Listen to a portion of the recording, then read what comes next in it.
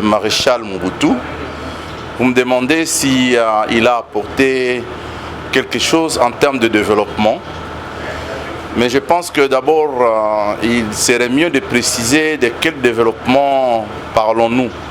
Parce que le développement, c'est un terme globalisant. C'est un terme qui prend une connotation qualitative et au même moment quantitative. Mais je pense qu'à mon niveau, oui, il y a eu quelque chose sur le plan de développement, je dirais, de la démocratie. La démocratie a connu quand même des avancées positives. Si bien qu'aujourd'hui, avec l'arrivée aussi de ceux qui se sont battus pour que cette démocratie soit mise en place, je voulais citer le fait Etienne Tshisekedi wa Mulumba, avec l'UDPS. Et aujourd'hui, nous avons vu les réalisations en termes de développement de la démocratie avec le président Félix Antoine Tshisekedi. Il y a la liberté d'expression. Chacun peut dire ce qu'il veut, sans insulter bien sûr, ni tomber dans le négatif. Donc il y a eu quelque chose, oui. Il y a eu des avancées. Sur les plans démocratiques. Démocratiques, oui. Et vous êtes vraiment certain que cette démocratie, vous venez de citer le feu Etienne Tshisekedi wa Mulumba, vous vivez réellement cette démocratie en République démocratique du Congo? Écoutez, nous étions loin de la démocratie avant que le feu Etienne Tshisekedi ne lève sa voix contre la dictature. Okay. Et la réussite a été certaine. En 1990, Mobutu proclame le multipartisme. Et les efforts fournis par ceux qui ont combattu la dictature pour l'instauration de la démocratie ont amené à la chute de Mobutu en 1997. Et malgré ça, il y a eu, comme on dit, dans un processus, il y a toujours des moments des avancées, il y a un moment de ralentissement. Mais Dieu merci, Félix Antoine Tshisekedi est arrivé et qui est en train vraiment de concrétiser encore plus et mettre en place les mécanismes pour que cette démocratie soit réellement démocratie dans le vrai sens du terme. Voilà, monsieur Izumba Laman Patrick, votre réponse m'inspire. Il y a une question qui me vient. Le 28 octobre 2016, Sami Badi Bangantita, Premier ministre honoraire et ancien président du groupe parlementaire de l'UDPS, crée ces mouvements politiques, je peux dire cette plateforme politique, les progressistes. Cette plateforme avait une mission. C'était en 2016. C'était de donner le pouvoir à l'UDPS aux élections de 2018. Aujourd'hui, l'UDPS a un pouvoir. Tshisekedi, Fachi Béton, avant Liwana. Est-ce que l'existence de cette plateforme, le progressiste, a encore sa raison d'être? Oui. Expliquez-nous. Oui. L'existence des progressistes a toute sa raison d'être. Parce que l'honorable sénateur Sami Badi Bangantita, en 2016, d'abord avant de parler de ça, je voudrais vous dire qu'effectivement, l'honorable sénateur, c'est un monsieur qui partage une idéologie politique précise. Cette idéologie, en fait, ça se résume à ce qu'on appelle la social-démocratie. Ok. C'est-à-dire? C'est-à-dire, c'est une idéologie politique qui met en avant-plan les intérêts de la population. D'abord, les intérêts de la population. D'ailleurs, c'est pourquoi il y a eu le grand slogan de Feu Etienne Tshisekedi que je ne cesse de citer. Le peuple d'abord. Voilà. On se pose la question si c'est vrai ou pas. Bon, c'est entre parenthèses. C'est un partisan, c'est quelqu'un qui partage une idéologie politique précise. Et il avait compris en son temps, en 2016, président d'un groupe parlementaire, Mais pendant ce temps, il y a eu aussi des problèmes à l'interne dont nous n'avons pas les tenants et les aboutissants, au fait, dont nous ne pouvons pas parler ici, dont nous ne maîtrisons pas très bien. Il y a que lui peut-être qui peut très bien expliquer. Et aujourd'hui, il était Premier ministre, oui, il était Premier ministre. Il a créé les regroupements politiques, les progressistes, comme j'ai dit, qui a sa raison d'être, surtout du fait de considérer que notre loi électorale, la loi électorale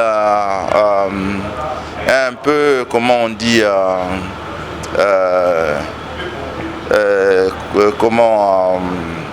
donc en fait, la loi électorale nous fait plonger dans un système tel que c'est difficile qu'un parti ou un regroupement ait une majorité aux élections. Aucun. Donc il faudrait nécessairement que les gens soient regroupés ensemble pour aller justement à cette conquête du pouvoir.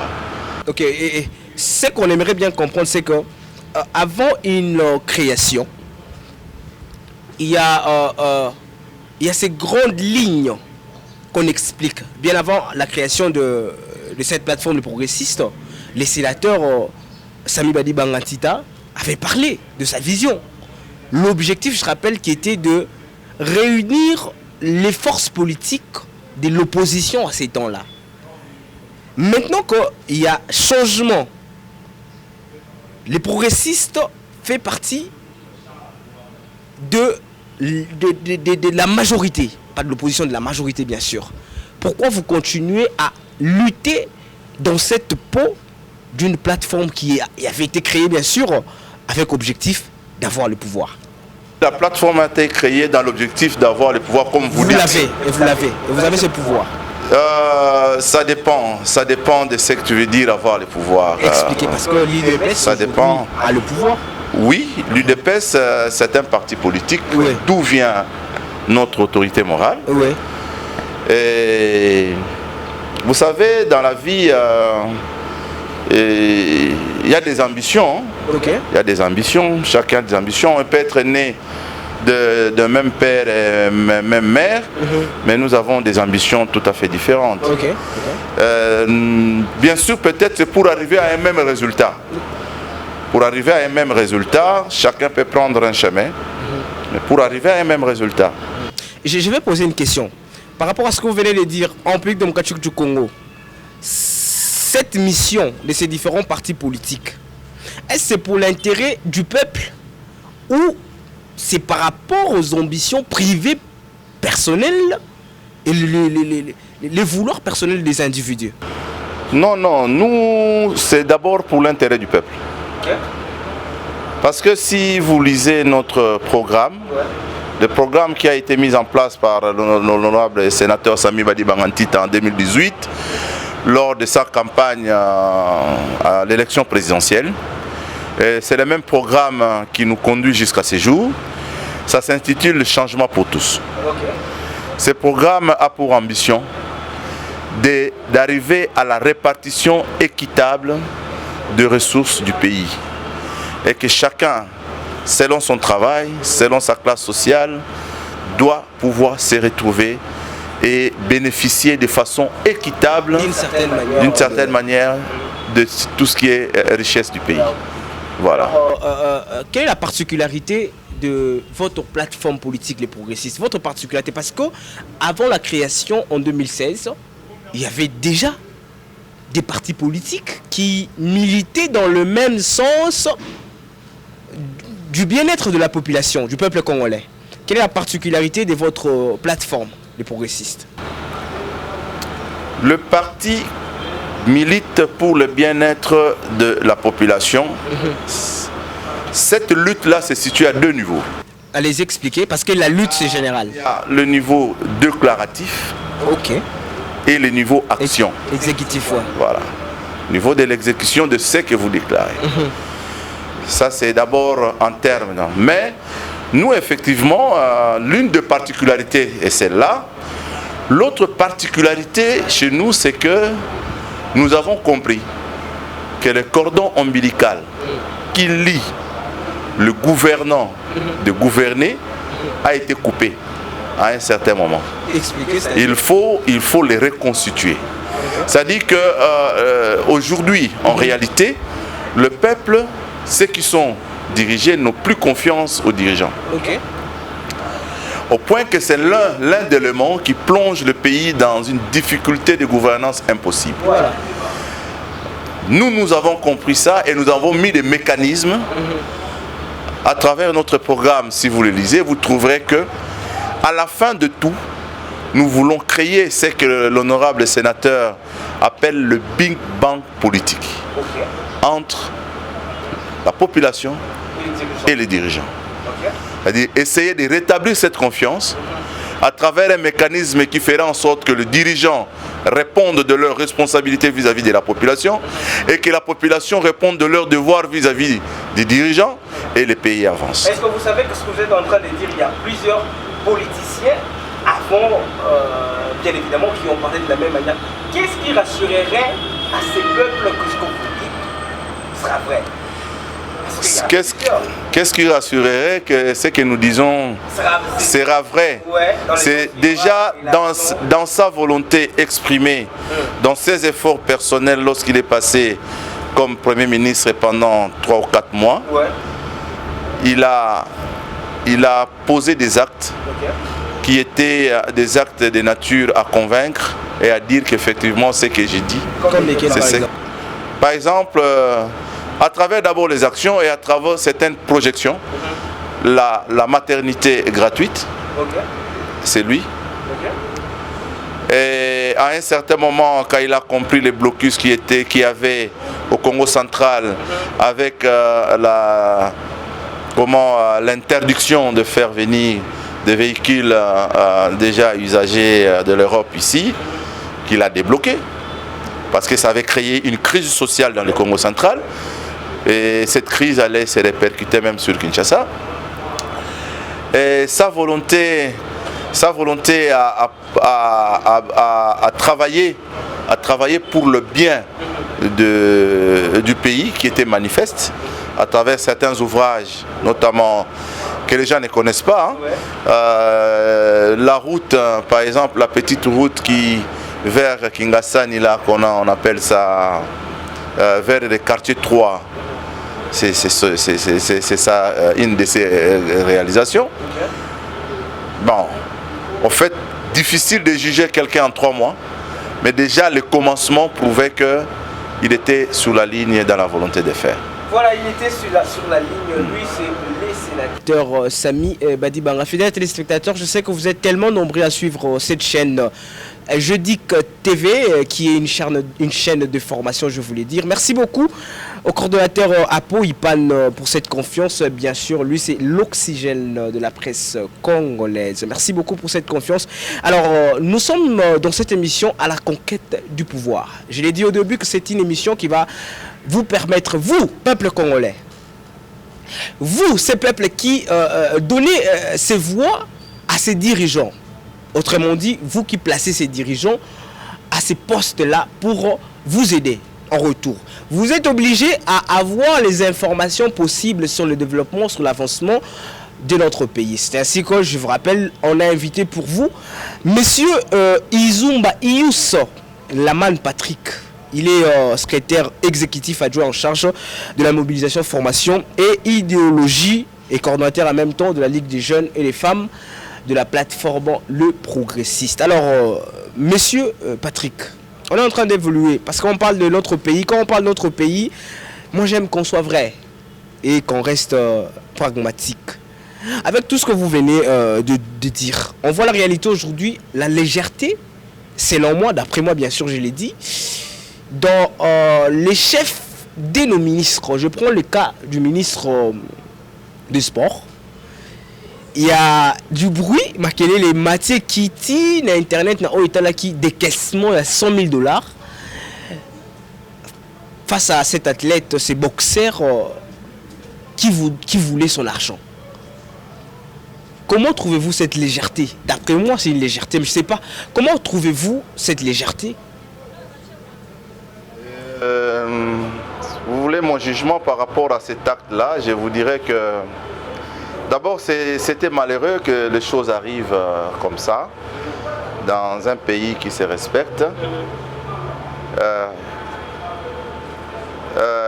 Notre athlète, notre boxeur qui devait avoir un combat déjà projeté sur le plan international, les informations devraient passer par je pense la Ligue.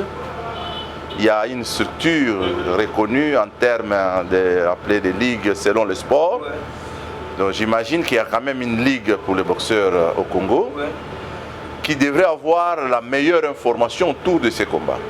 En temps voulu, en temps réel. Réel.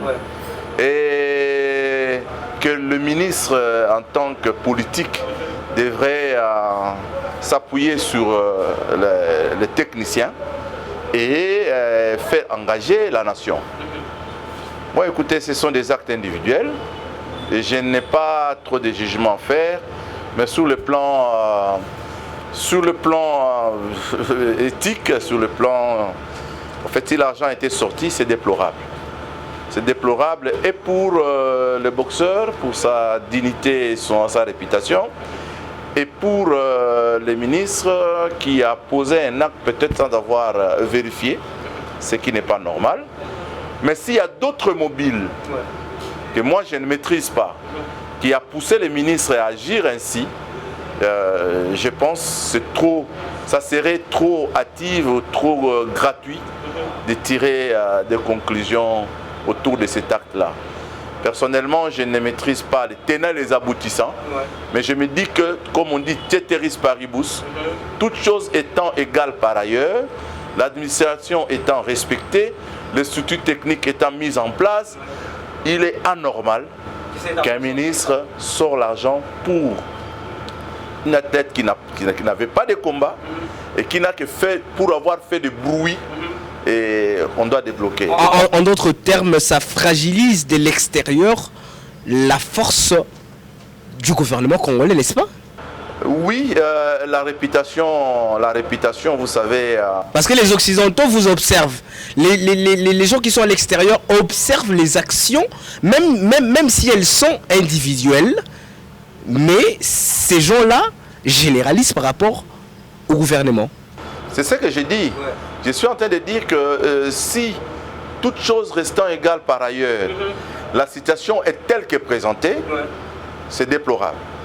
Mais s'il y a eu d'autres mobiles derrière qui ont agi au profit de l'acte, disons au profit de notre boxeur et pouvant justifier les comportements du ministre, je me réserve.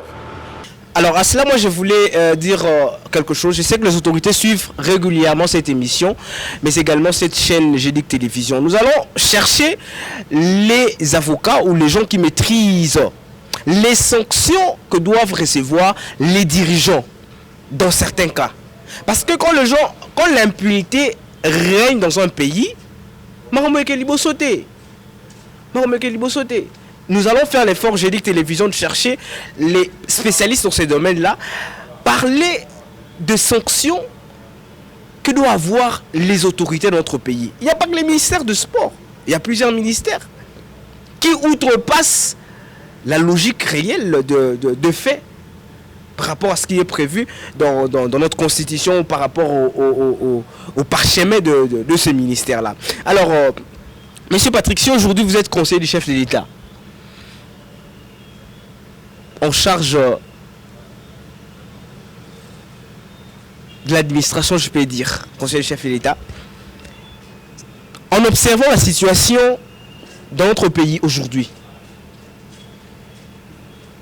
qu'est-ce qui fait que rien ne marche jusque-là? Sur le plan social, il y a des choses qui augmentent en prix au jour le jour. Les transports en commun, les transports ils ont m'attendé Lingui, Biloko Rolia. Qu'est-ce qui serait à la base de ça? Et si vous êtes conseiller du chef de l'État aujourd'hui, vous allez commencer par quoi pour apaiser quand même cette population qui est élue, qui donne la chance à ces autorités d'avoir un mot à dire dans ce pays? D'abord, je me dis si c'est une prophétie que vous êtes en train de faire à mon égard. En tout cas. Donc, Dieu soit loué. Je ne sais pas si je le serai un jour. Mais lui-même, le chef de l'État, à sa prise du pouvoir, il a déjà donné il a déjà en main quelques instruments nécessaires pour remettre de l'ordre dans la gestion. Mais ce n'est pas visible jusque-là, parce que au jour le jour, le taux de dollar n'est pas stable. Au jour le jour, la scolarité devient difficile, hausse de prix, par-ci, par-là. On ne sent pas ces instruments-là que le chef de l'État détient en main. Tout à fait normal, parce qu'une plaie de 2 cm ou de 5 cm sur une jambe ne se guérit pas en une seule journée ou à une seule administration des médicaments. Le mal était profond. Le mal était profond au point que pour couvrir ce mal-là, les actions posées dans un premier temps se présentent comme de petites gouttes d'eau que les gens ne ressentent pas. Les gens ne ressentent pas. Ça, c'est de 1. Mais de 2, il faut aussi savoir que l'inflation que nous connaissons, la montée des prix, la difficulté de vie aujourd'hui, il y a des origines. Ce n'est pas une situation qui a été créée hier. Il y a des causes lointaines à la base de ce que nous connaissons aujourd'hui. Mais ça persiste. Oui, ça persiste parce que le changement ne vient pas du coup. Il faut travailler, il faut couvrir les trous, il faut savoir, et puis en plus, pendant qu'il est en train de travailler, il faut savoir qu'il y a d'autres qui sont en train de tirer de l'autre côté. C'est-à-dire ? Nous avons la situation de l'Est, la situation avec le Rwanda. Ouais. Nous savons nous tous comment est-ce que le Congo est menacé de gauche à droite. Et puis en ce moment-là, ça ne donne pas le temps aux Congolais ni aux chefs de l'État de travailler, bien qu'il y a des problèmes à l'interne. Vous trouvez que c'est la seule raison Je ne parle pas de ça comme seule raison. Ouais, que le Congo doit toujours avancer à chaque fois qu'il y a un problème, il y a des combats, il y a la guerre à l'Est. Mais vous savez que la guerre, ça constitue un frein au développement. Ouais. La guerre, ça constitue un frein au développement. Et sur tous les plans, le développement social, le développement économique, tout ça. Même le développement de la démocratie dont je fais allusion au début. Ouais. Parce que pendant la guerre, il n'y a pas de loi. Donc j'étais en train de dire que ce n'est pas seulement cette guerre. Il ne faut pas que les gens ne comprennent mal. Voilà. Il y a des causes externes et des causes internes. À l'interne, on doit travailler pour éradiquer. Ce qui est important, même si les gens ne le sentent pas, mais la volonté y est. Il faut qu'il y ait d'abord cette volonté manifeste. Et quand il y a la volonté, donc on peut arriver là où on veut aller. Et le chef de l'État a effectivement, au-delà de tout ce qu'on peut dire de lui, la volonté de remettre les choses en ordre dans ce pays. Nous nous approchons des élections, Monsieur Patrick Izumba. Selon vous, quels peuvent être les critères d'un bon dirigeant? Pas seulement président de la République, mais également député national, député provincial. Parce que nous nous approchons, nous voyons parti politique et bandit, démarche, marche de santé, nini, polo, est-ce que ce peuple doit toujours rester à ce niveau-là, d'avoir un sac de farine pour élire ou donner la voix à une personne? Selon vous, critère et cause à la ligne? Personnellement, na déploré mingi comportement ya biso ba électeurs congolais. Ouais. Autour ya ba choix tout ça la répondre ba dirigeants na biso. Surtout ça. Tout ça la ba choix wana en fait on va bien en français la culture électorale tout ça na moté. OK. Le peuple n'a pas une culture électorale. Et vous faites quoi pour apprendre à ces peuples-là qui n'ont pas de culture? À notre niveau déjà là où nous avons nos bases, nous commençons déjà à faire passer les messages. Ok. Qu'il ne faut pas voter quelqu'un parce qu'il vous amène un polo, parce qu'il vous amène l'argent, parce que les locaux, comme on a fait comme un copain, Voilà. Encore partout d'ailleurs, même au village. Si vous allez voir les chefs coutumiers au village, ils vont vous dire, moi si j'ai tel problème, tout ça, école, parce que les élections s'approchent. Moi je prends ça dans un sens imagé, hein, comme un vendeur et un acheteur. Okay. C'est-à-dire nous les Congolais, nous avons fait de l'élection un marché. Business. Un marché de vente où il y a échange de biens ou échange de services. Okay. Et quand il y a un échange, la redevabilité de chacun n'engage que lui-même. C'est-à-dire, quand moi je viens acheter une sardine dans une boutique, je donne mon argent, ce que j'en fais de cette sardine-là ne me concerne que moi-même. Okay. Et ce que le boutiquier fait de mon argent ne le concerne que lui-même. Okay. Oh, c'est une mauvaise pratique. C'est une mauvaise pratique. Je veux dire ceci. Ouais. Quand un député vient acheter une voix, ce qu'il va en faire, ce n'est plus votre problème. Ce n'est plus votre problème. Okay. Donc n'explorez pas ce qui baillait, bayaka après bakimi, bakima ate. Basomba rande bino. Bakenda kosala ngo oyo balingi parce que bino oyo ozali nango besoin ba pesa ibi. Qu'est-ce qu'il faut? Il faut couper cette culture du donner et du recevoir en termes matériels. Le donner et le recevoir entre le député et les électeurs, c'est en termes idéologiques, en termes de développement réel de l'homme. Okay. C'est ça la redevabilité. Parce que quelqu'un qui a été voté par Jésus, c'est comparable à un moment où on fait une demande d'emploi. Les députés, quand on va en campagne, ce sont des demandes d'emploi que nous faisons. Okay. Donnez-moi du travail et vous signez. Quand vous allez voter, vous signez, vous donnez votre aval. Mais moyennant quoi? Okay. Si c'est moyennant seulement l'accord fait, quand quelqu'un va partir, il va dire ce type-là, mais il ne m'a rien donné, mais il m'a voté.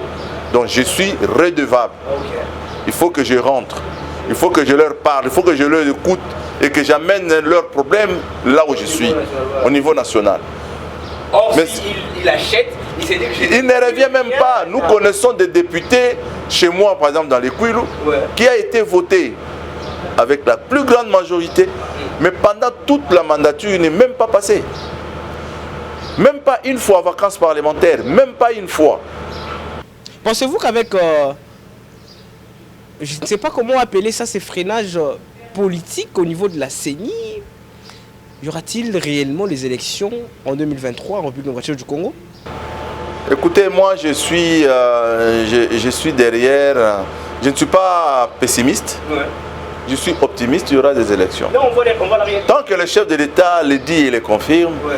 Tant que la CENI, qui est l'institution chargée d'organiser des élections, jusque-là, dit que tout va bien, donc je dis qu'il y aura élection.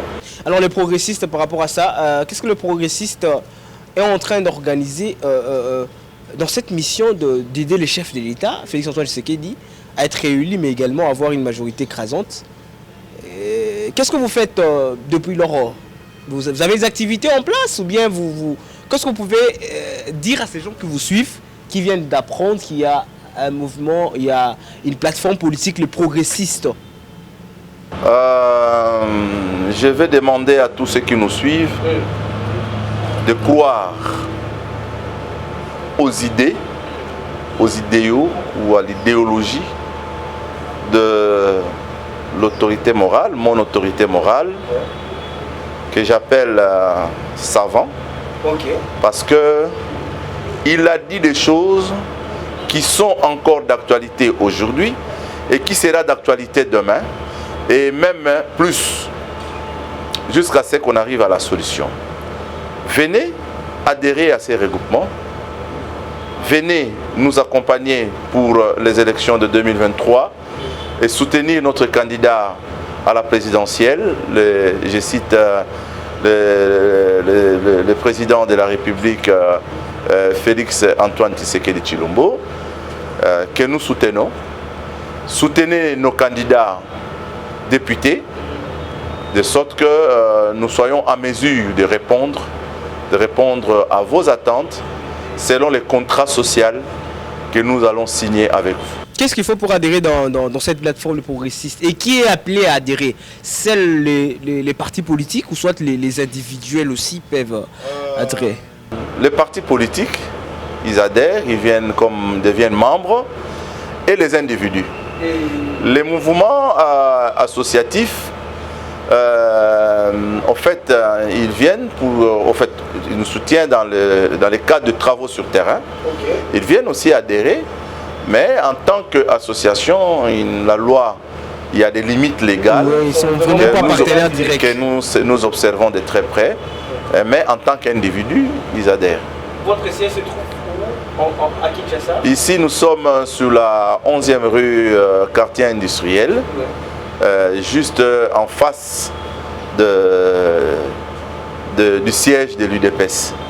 Donc, dans la ville de Kinshasa, y a-t-il d'autres sous-bureaux? Nous avons aussi notre représentation sur Nyangwe, sur l'avenue Nyangwe à Lingwala, là où se trouve la représentation provinciale. Voilà, vous étiez candidat malheureux en 2018. Est-ce qu'avez-vous situé ce qui a fait que vous ne puissiez pas avoir votre place dans l'Assemblée, ce qui vous permettra, si jamais la prochaine fois vous allez vous représenter encore dans le Kwilu? Avez-vous situé? Oui, je sais situer. Il y a eu d'abord la situation générale créée par la CENI. C'est-à-dire?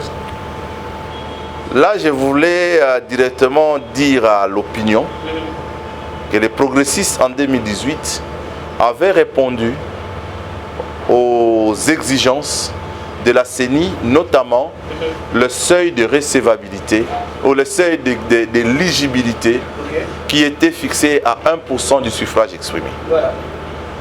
Et dans le réel, nous avons répondu.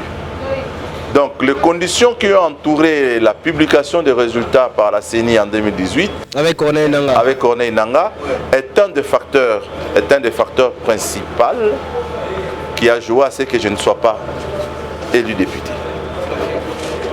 La deuxième chose, c'est en fait la difficulté toujours que nous avons eue, mais malgré ça, nous avons pu nous dépasser. En fait, difficulté sur le plan financier sur le plan financier, ça ne manque pas.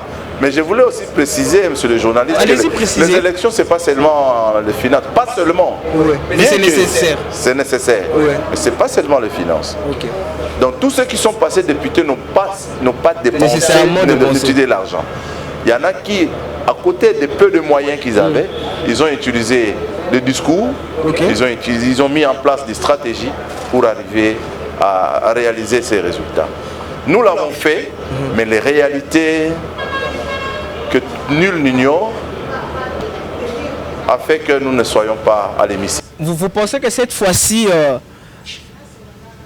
ça sera mieux que la fois dernière par rapport à ces stratégies que vous avez développées? Très convaincu. Cette fois-ci, on prend les dispositions nécessaires. Alors, Fatou Béton, président de la République démocratique du Congo, commandant suprême des forces armées de la République, il est là au pouvoir.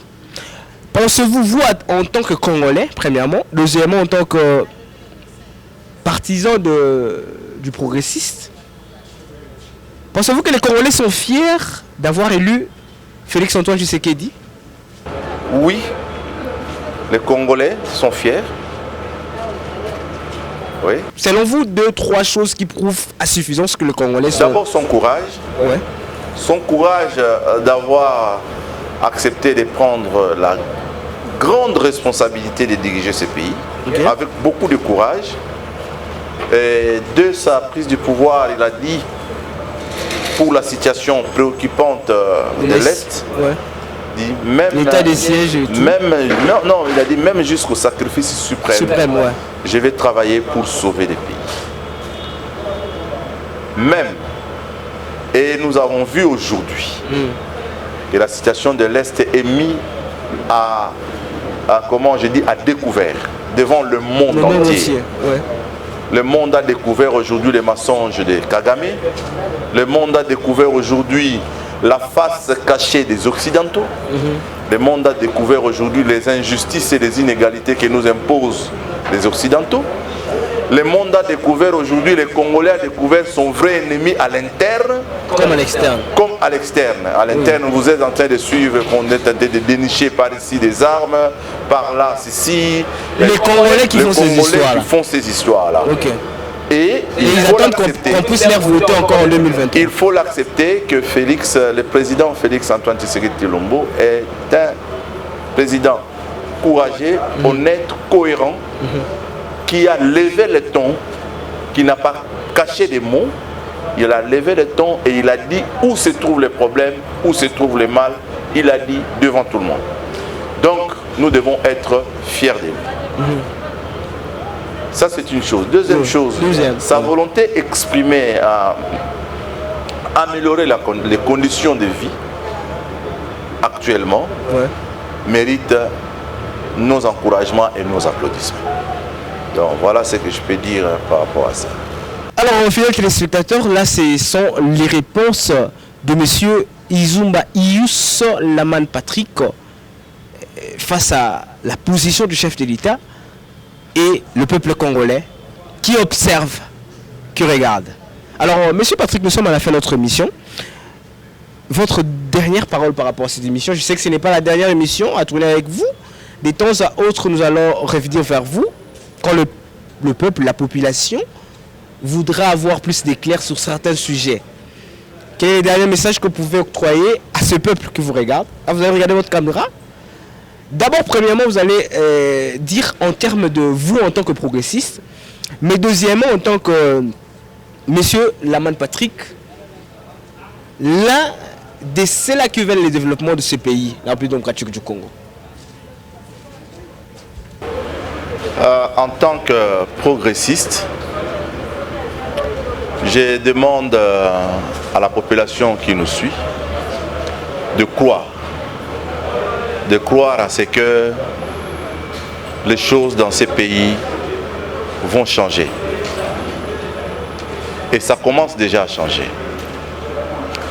Je leur demande de plus en plus de nous écouter dans notre discours et dans notre démarche, parce que notre démarche est réfléchie, très réfléchie, au point que nous savons du moins d'où nous venons, où nous sommes et où nous voulons aller pour le bien de la nation. En tant que M. Patrick, je remercie d'abord l'autorité morale, l'honorable Sami Badibanga Ntita. Je remercie mes collègues secrétaires exécutifs, les secrétaires généraux adjoints et toutes les autorités, au fait, le bureau politique. Je félicite le chef de l'État pour les efforts qu'il est en train de fournir, de chaque fois rencontrer les différentes couches de la population, personnellement pour écouter et avoir une idée nette sur le vrai problème de la population, selon les secteurs, selon les particularités, et les efforts qu'il est en train de faire de continuer. Là où il y a des failles, comme lui-même avait dit, qu'il utilise son bic rouge pour pouvoir remettre chacun à sa place, veiller à ce que le travail soit bien fait pour l'intérêt d'abord du pays, pour l'intérêt de la population, et de sorte que les choses puissent avancer. Et je vais demander aussi à la population de savoir que c'est le moment que chaque Congolais, que nous soyons unis. Que la conception tout à fait tribale de la question congolaise soit véritablement et totalement éradiquée. Ouais. Qu'on parle en termes de Congolais et non en termes de régionalisme, en termes de tribalisme, en termes d'appartenance des familles. Je pense que ça va nous aider. Parce qu'actuellement, le pays souffre de ça et c'est vraiment quelque chose qui nous tient et nous luttons pour remettre les choses en marche. Voilà, grand merci à vous, monsieur Patrick Izumba, d'avoir honoré à notre invitation. Je crois que ce n'est pas la dernière fois de vous recevoir, bien sûr, à GDIC Télévision, très précisément à la conquête du pouvoir, parce que notre objectif, c'est de parler de votre mission, parler de vos perspectives, comme vous venez de les étaler, donner la clarté à la population. Alors, grand merci et merci pour la vérité, la sincérité. Alors, sur la Kangiboé, c'est-à-dire que nous sommes arrivés à la fin de ce premier numéro, bien sûr, pour cette année 2023. Grand merci à l'équipe technique qui accompagne Jeudi Télévision. Là, je pense directement celui qui est derrière les caméras. Lui, c'est Jacob Kayanda. Merci à toute l'équipe technique, messieurs Lola Beni. Merci beaucoup à monsieur Jefté Nimanimi. Merci à mon coordonnateur, lui, ce monsieur Apo Ipan, qui est le professeur. Moi, je l'appelle comme ça l'oxygène. Merci pour la confiance. Merci pour vos conseils. Merci pour tout. Merci à toute la rédaction, bien sûr, toute l'équipe rédactionnelle de Jeudi Télévision. Restez toujours branchés, fidèles téléspectateurs, à cette émission qui vous apporte un plus en matière démocratique, politique de notre pays, la République démocratique du Congo. Moi, c'est James César Pouy. Restez toujours branchés sur Jeudi Télévision, bien sûr, pour la continuité de nouvelles. Surtout, n'oubliez pas, 19h30, le journal télévisé, la grande édition, bien sûr, sous la supervision des GFT Nimanimi, sous la direction de Jimmy Boyembe. Restez branchés sur Jeudi Télévision. Au revoir.